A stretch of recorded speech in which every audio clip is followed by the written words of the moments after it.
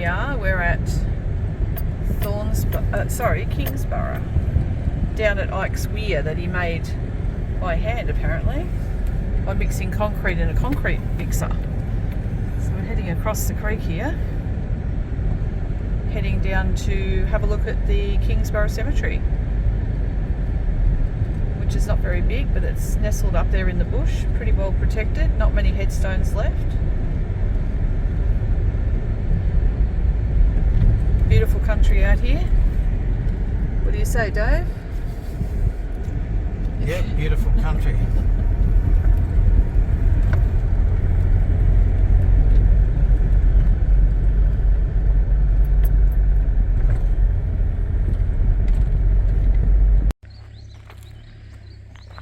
Here we are, we're around a couple of 100 k's from Cairns out west, and we're going to have a walk in here to visit the Kingsborough Cemetery. Kingsborough town was just up the road here. It used to be it was a gold mining town in one of the last gold rushes in Australia, up in the Hodgkinson Goldfield. So we're walking up here. I know that there's a few graves left here in the bush. A lot of them would have been, of course, timber headstones or crosses, and they would have been lost in the time, you know, over bushfires, floods, rains, and just the sheer course of time would have seen those gone. But anyway, we're going to walk up here and we're going to have a little look. So you can see we're quite out in the bush.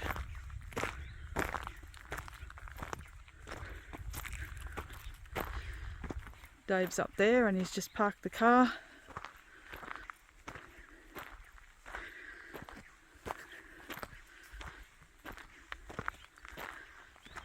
Really the best time of the year to come up here at the moment, where it's just starting to die off, the grass. Just heading into the drier part of the year up here, coming out of winter. And here we are. I don't know if you can see them, but there's some graves here all amongst the bushes.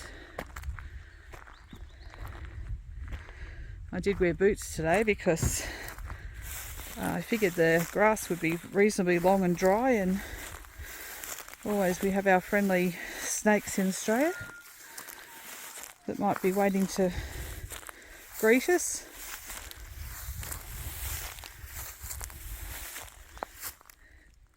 So I have done some research on this cemetery and I haven't been able to find any information really on the people that were buried here, other than the fact they would have been Kingsborough residents when the town was here.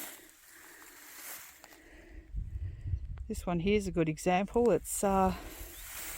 This is in loving memory of David Snedden, born at Coatbridge, Scotland, died 27th of December 1910, aged 53 years. And again, we have the hand. I don't know if you can see it, it's pretty mouldy. The hand that points upwards, the finger pointing upwards to the sky. I guess we could hazard a guess that it could also mean that's where they've gone, up to heaven. Now over here, I can see, some other graves in amongst here.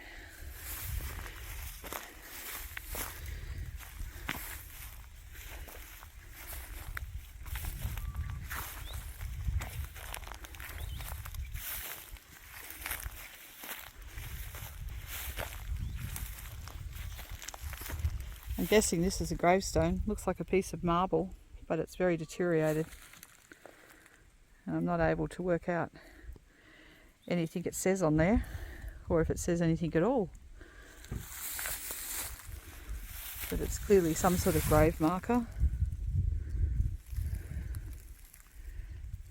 There's a small creek running through the back of the cemetery here. Obviously it's dry at this time of the year, but during the wet season it probably flows.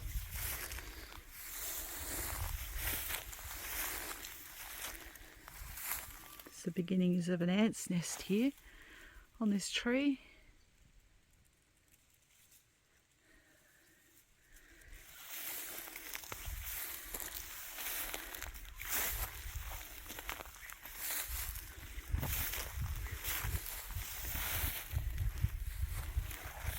have to have a look at how many recorded burials there were at Kingsborough.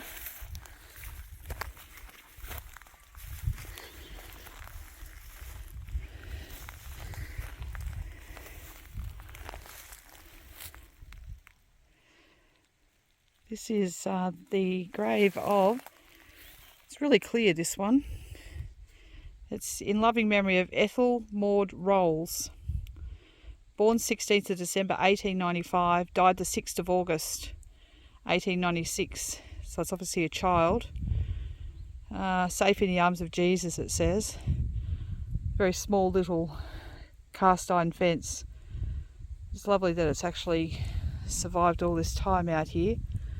1896, you know, it's a long time ago, well over 100 years now. Almost 130 years.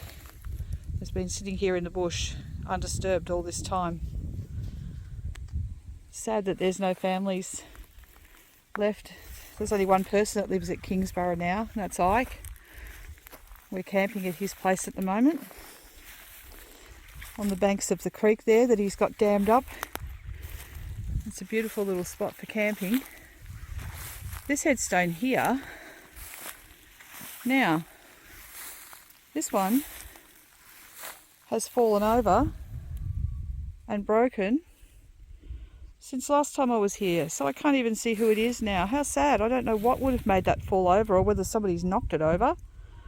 Maybe a cow. Cows walk through here. There's no point trying to stand it up again into its groove because it's completely snapped in half at the front. So that'll be another one lost to time.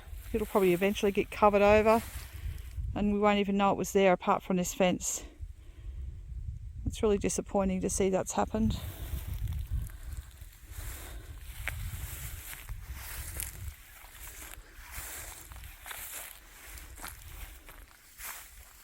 Some old fences you can see have been, this one's had a timber fence around it, and it's obviously, you know, you can see that it's been burnt in the past. But there's still one post at the corner of the grave, and there's another one laying in front of it, and some pickets. This one says, in loving memory of Gertrude Mabel Graham, died December 21st, 1900, aged 7 weeks and 5 days. Suffer little children to come unto me.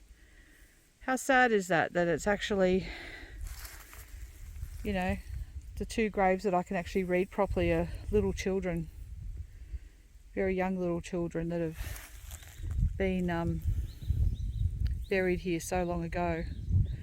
So that's literally, you know, almost 122 years ago. As you can see, that's about, from memory, I think that grave that may have fallen over would be, I think there was someone here called Minogue last time I was up here. We'll just go back and have another look. So I'm back here at the grave that was fallen over, and Dave's managed to stand it up. Although it is broken in half, we'll actually, at least it'll stay up there a little longer. So it's the grave of Peter Minogue, died 14th of June 1884, aged 22 months. Also Margaret Minogue, died 18th of August 1906, aged 27 years. So I suspect that might have been a mother and son, but I couldn't actually find anything about that one when I looked it up. But anyway, we've stood it up the best we can, so hopefully that will stay up a bit longer. It doesn't look like it's been down very long because the grass under it's still fairly green.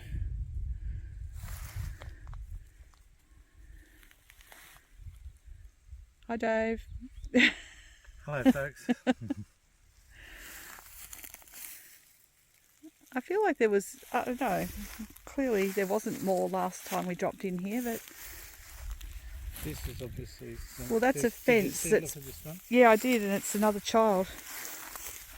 And it's a fence that's been, there's a corner post and some pickets. It must have had a picket fence around it at one point.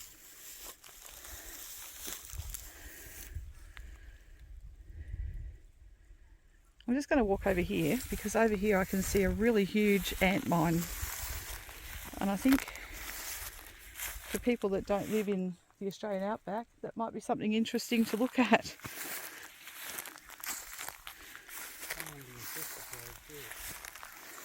Which one? Yeah, well, I wondered that because there's a lot of broken down wood in front of it.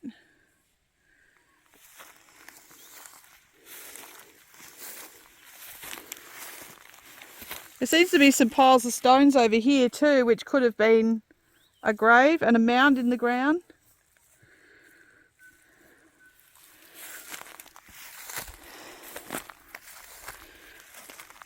Got to keep your eyes to the ground when you're walking through this sort of bush.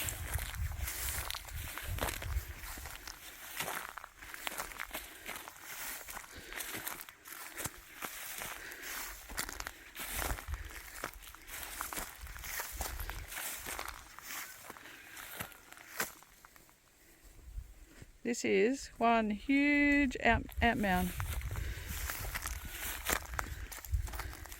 which we obviously have all over North Queensland, but it's just interesting to see a small one here at the front, and then this huge one here at the back.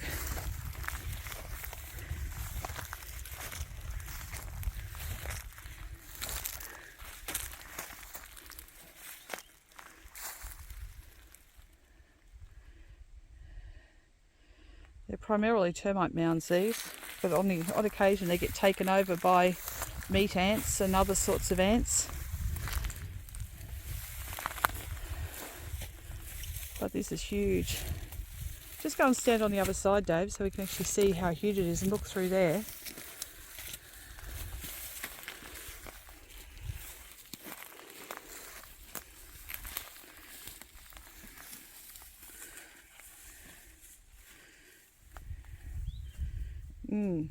So Dave's, what, you're about 6'1"? I'm 6'1". 6'1". And that's at least half his height, so yeah, it's very big. And it's also a very big round one as well. Seems to be a lot through here. I'm not sure. There's a lot of broken down wood and stuff, but I don't know that this is still part of the cemetery. I'm not sure.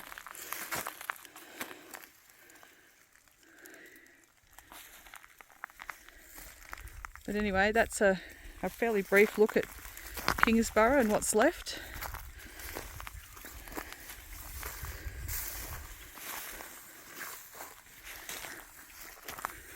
We're going to head off now and we're going to have a look at Thornborough Cemetery, which is considerably larger.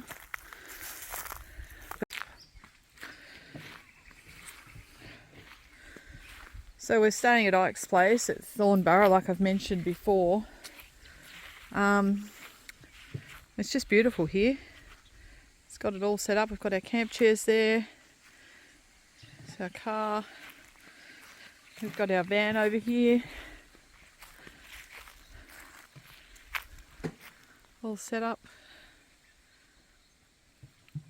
Got our MDC Forbes 13 Plus, which is a great little van for camping, four-wheel driving.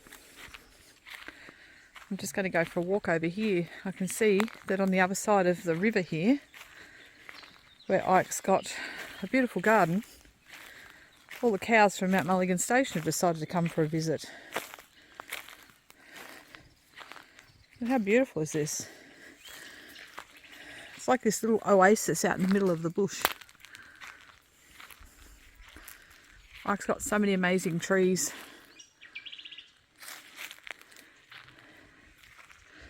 We'll go and have a look at the cows and then I'll come back and show you. Ike's got a cotton bush growing here. It's full and the cotton's fully blooming at the moment. It's quite incredible to see in its natural form. I haven't actually seen cotton that up close before. Got a beautiful mango tree here hanging over the water. And Ike's made a little dam wall here on the Caledonia Creek. Go down the stairs. It's got it so you can walk straight across, which is really cool.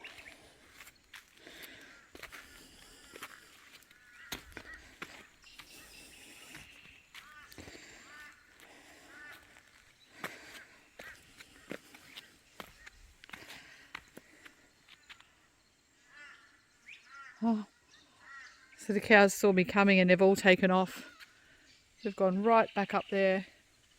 I can see them going back up into the paddocks at the end of the river up there. You might be just able to see them distantly in the video. Anyway, we'll go for a little walk across here. We've been feeding turtles and fish in this little dammed up part of the creek. There's a lot of turtles in there. There's a lot of mozzies. That's the thing we've got to be careful with up here.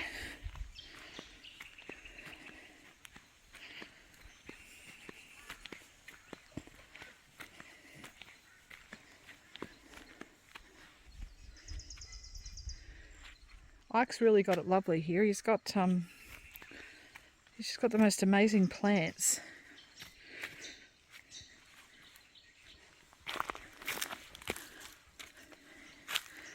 Everywhere. This is of course where the old township of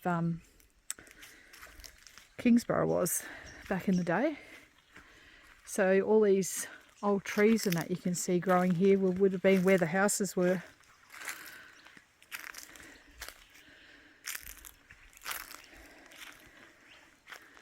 Like has people coming here camping these days. There's a ladder there going up the mango tree.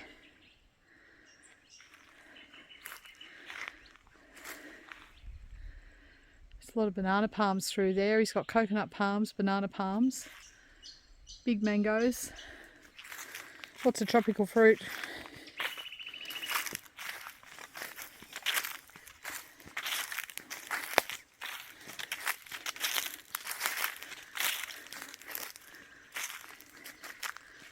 Look at this beautiful tree.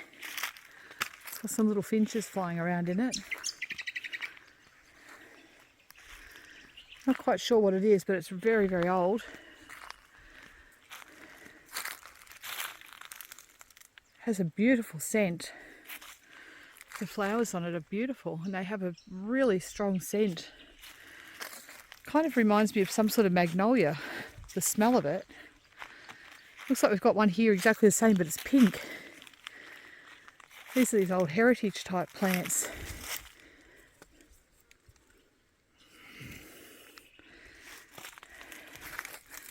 The scent of them is amazing. Might come and grab a clipping from those before we go home and see if I can strike something.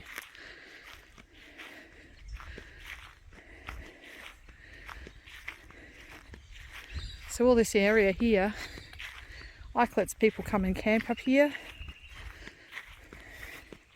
It's really good value. He has like a toilet, he has bathrooms, campfires, and he's very reasonable with his pricing to come here and camp.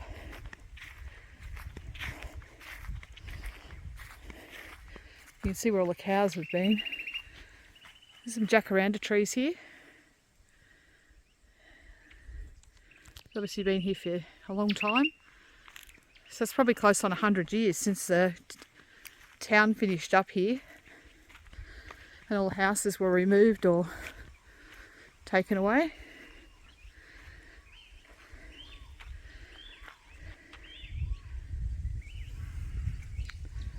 But it is a delightful camping spot. It's really only a couple of hours from Cairns if you don't stop on the way. Just go via Mariba.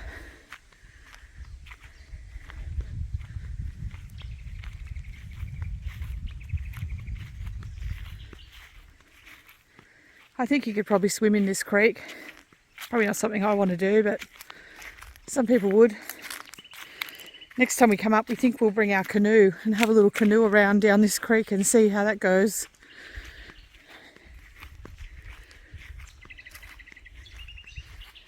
It's a pretty fresh campfire here that somebody's had. Got little rocks around it.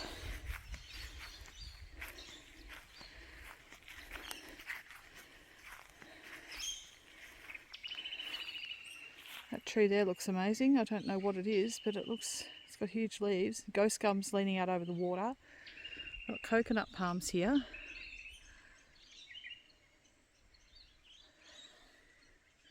It's a real little tropical paradise in the middle of nowhere. There's certainly no phone service. There's no power. Ike has solar here for his power where he lives. And he has a telephone line, amazingly enough.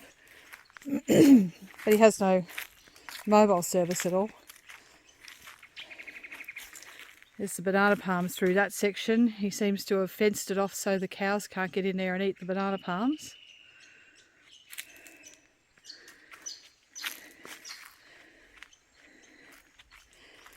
It's certainly a place to come if you want a few days break.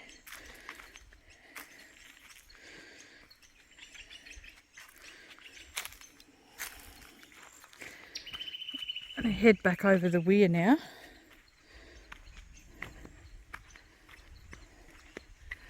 It's been a lot of work for Ike to make this. He also made the one that goes over the Caledonian Creek as you get into Kingsborough, so you can get a car across. It just fits our van as well, so we were lucky.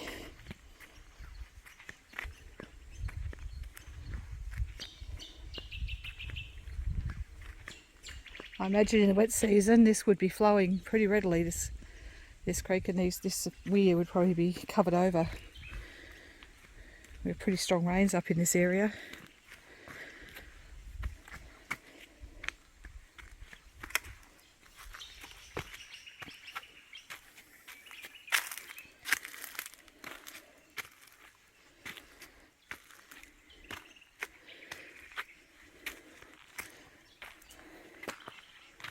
I'll just go for a walk over here and show you this cotton plant, which I think is really cool.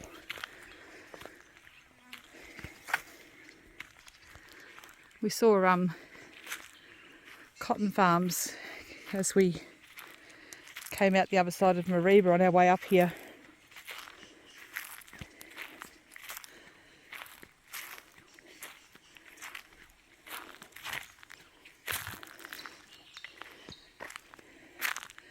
This looks like some nice sort of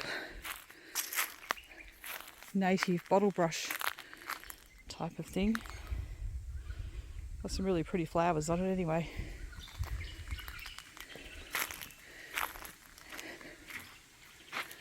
Nice little bunch of banana palms there Ike's got growing.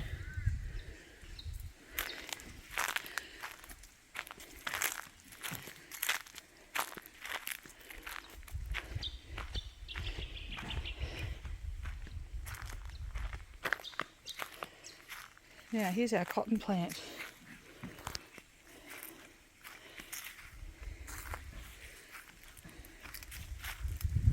Which I think is amazing. So that's how cotton is grown. Obviously this is just one singular plant that likes let get quite big, but when you see the harvest, the big bales, massive big bales of cotton that they pick off these plants. I'm guessing mechanically these days. Back in the day it would have been by hand, but I don't think they'd be picking it by hand now. It does look like they grow in little balls, like cotton balls. That's quite a nice looking plant as well.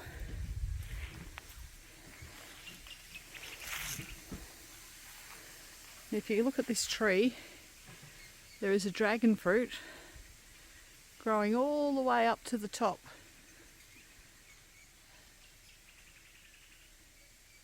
Which is huge. Dragon fruits lose other trees for stability when they grow. They're like a cactus looking thing, but they grow like a vine, and they have big flowers on them that turn into the dragon fruit that we eat. Some more cotton. I'm certainly going to take some home. Maybe grow a cotton plant in my garden.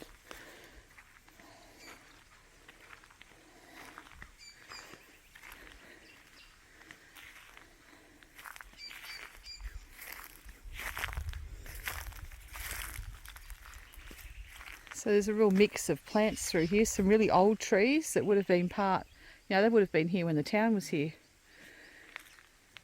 Some of the newer ones Ike has cultivated. But there's these really old bougainvilleas springing up all over the place here. More banana palms. There's some amazing colour bougainvilleas here. I see one over the other side is like a rust copper colour. It's beautiful. And down here, it's like he has the black bamboo forest.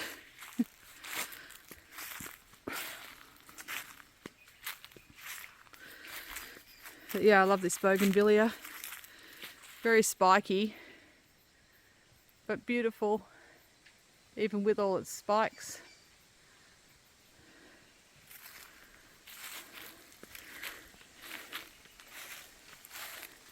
And have a look at this bamboo.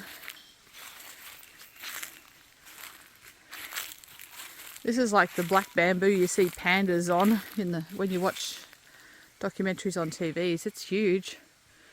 It goes right up. It's like a tall mini bamboo forest. But beautiful. Oh, here's something interesting. This is a green ant's nest. What they do is they stitch all the leaves on a tree together. If you look up closely, if I can really zoom in, you'll see the ants walking around on the outside of it.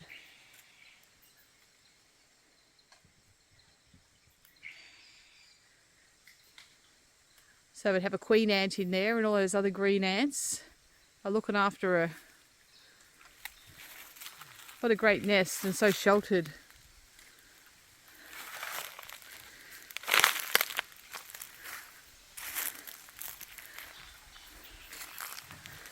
Anyway, I'll walk back around to our campsite now. Dave's around there cooking tea. How good is that? Get to go camping and he cooks tea. Can't complain, that's for sure.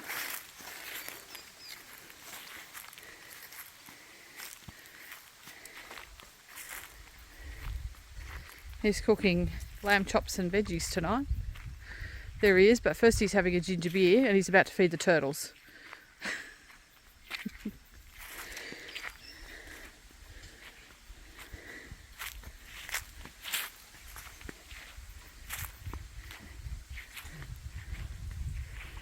Let's see if we can conjure up some turtles, Dave.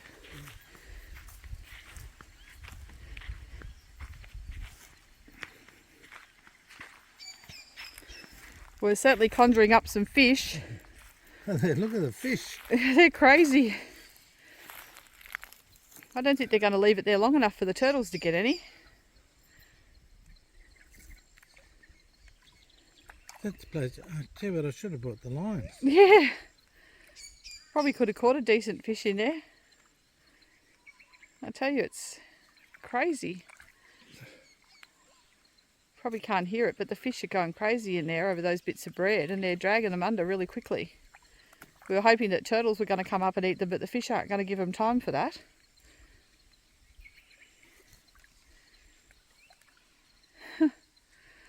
That's unreal, isn't it?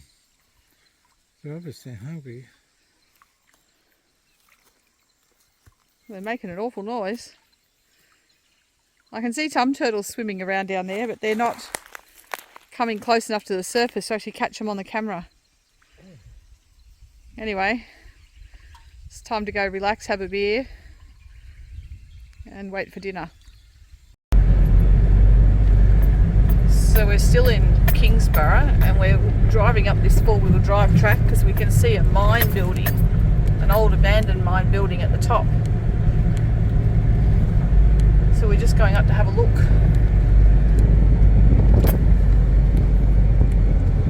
Bit of a rugged track. There's a snake vine here growing out there. Snake vine, it kind of takes over everything, doesn't it? Oh, we're really high up too.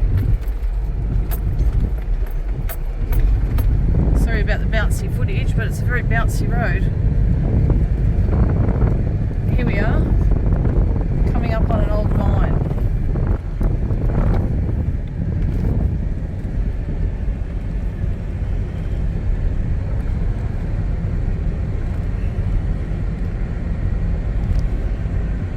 just jump out and have a little look. Just watch out for Joe Blake's. I'll be watching Joe Blake's, that's for sure. Big mullikeep down the side there. I won't be walking around the back because I don't want to fall in a hole. There's an old boiler here though, really old boiler.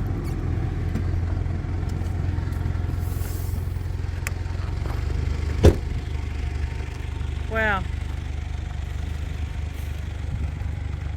Imagine 100 years ago there would have been a lot of men here working their way looking for gold.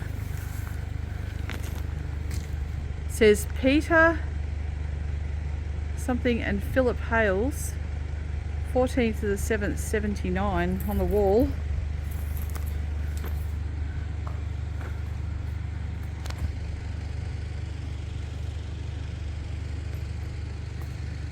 Proprietor 1981, George Hick, Herberton. Look but don't spoil.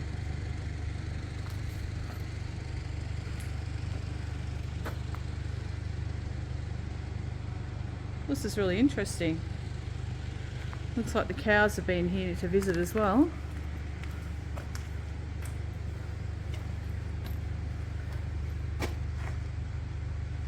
Just checking as I go that there's no snakes or anything in here. It says R. Shran and Co. Engineers London. R. Shran's patent. Certainly a very old piece of equipment. There's the chimney stack which has started to fall over. It's still going up all the way up there. You can see where it goes through the roof. It's quite tall. That's what we noticed through the trees when we decided to drive up here and have a look. This is a very interesting lot of machinery. I have no idea how these things work, but Walkers Limited, number 879, 1908, Queensland. So that one was manufactured here in Queensland. I'm guessing this would have been what they call a battery, but I'm not 100% sure. I'll have to ask Dave what he thinks.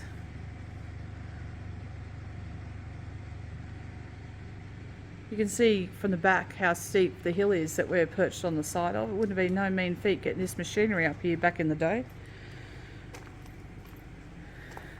It was a pretty big drive just getting the four-wheel drive up here.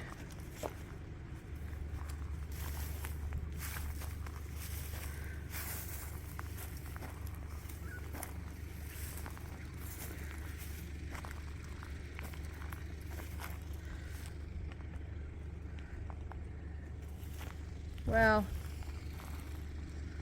this is amazing.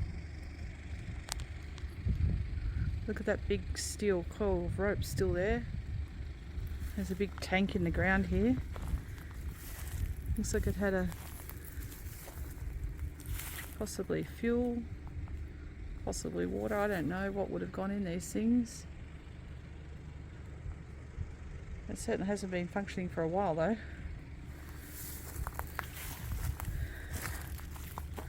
There's many mines around Kingsborough and Thornborough and Mount Mulligan back in the day. People coming out to try and get a chance of making a lot of money from the gold. The wall's even starting to collapse in at the back here from the erosion, I suppose. When we get wet season, a lot of water would race down that massive hill behind here. Interesting wasp nest here on the wall. They make nests out of mud, which is quite interesting. I'm not sure what this would have been. It looked like it was a lot of individual little sheds with doors on them, but the walls have started to collapse now.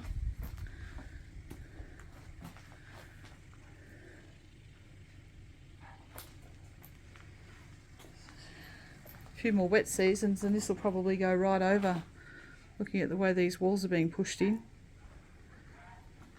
The next bay there, part of the walls have been pushed in completely from the constant erosion and all that dirt being washed down the mountain. The mine pit is just over here.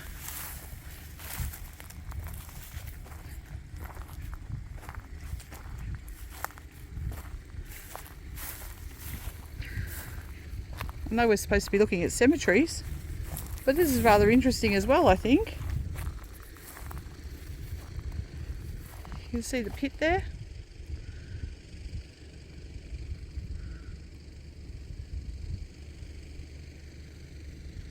It's rather a large one. There's a shed on the other side that's collapsed, but I'm not going to walk around there because who knows how stable it is.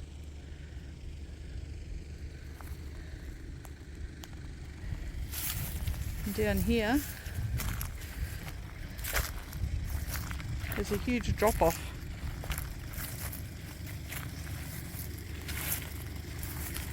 You see, I'm actually standing on the Mully Keep at the moment, which was all the stuff that they brought up out of the ground. They were trying to find gold in.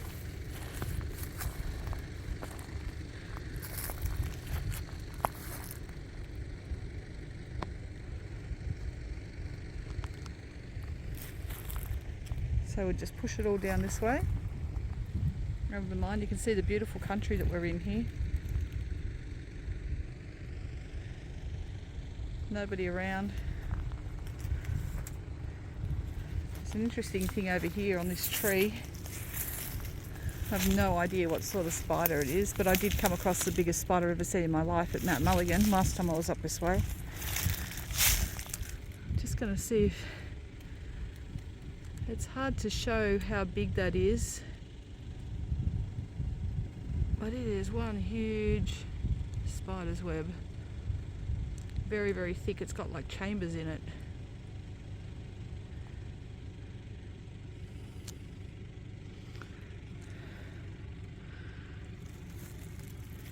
Anyway,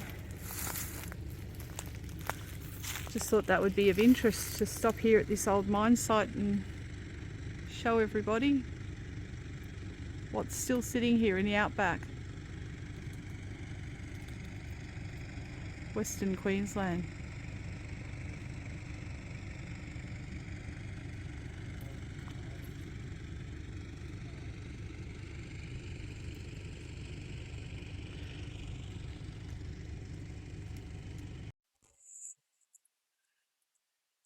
So that does it for our video on Kingsborough, far north Queensland. We've had a look at the cemetery and we've also had a little look at the General Grant mine that was up on the hill behind where the Kingsborough town used to be. Thanks so much for watching. Like I've said earlier, if you would like to see more videos from us, like and subscribe.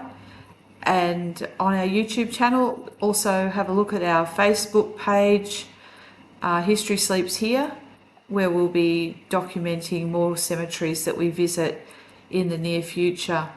The other thing is, if anybody's got a cemetery specifically they would like us to visit in far north Queensland, please drop us an email or drop us a comment below the video or a comment on our Facebook page, and we'll do our best to go and have a look for you. Thanks so much for watching.